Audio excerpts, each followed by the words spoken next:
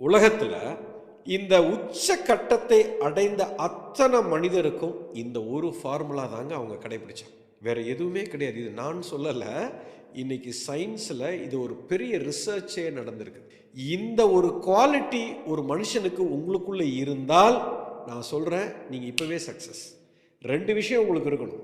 ஒன்று, இலக்கு இருக்கணும், ஒரு பர்பஸ் இருக்கணும். உங்க வாழ்க்கையில நான் வாழ்ற ஒவ்வொரு கணமும் அர்த்தமுள்ளதாக இருக்கணும்.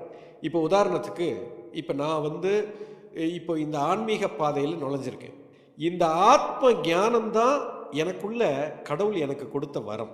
இதை நான் சின்ன வயசுலேயே உணர்ந்துட்டேன். காலேஜ் படிக்கிறதுக்கு முன்னாடியே இதை உணர்ந்து, இந்த விஷயத்தை நோக்கி இதை உணர்றது தான் முதல் என்னுடைய ஞானம். இதுதான் எனக்கு ஒரு பெரிய ஒரு ஆத்ம திருப்தி எனக்கு கொடுக்கறது அப்படிங்கிறத உணர்ந்ததுனால இதை நோக்கி நகர ஆரம்பித்தேன்.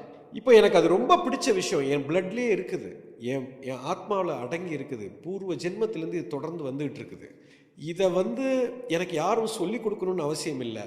இதை நான் செய்கிறதுலையே எனக்கு ஒரு பெரிய ஆனந்தம். You understand? எவ்ரி மொமெண்ட்டு இதை நான் பண்ணிக்கிட்டே இருக்கிறேன், இதை செய்துக்கிட்டே இருக்கிறேன், இதை கற்றுக்கிட்டே இருக்கிறேன்.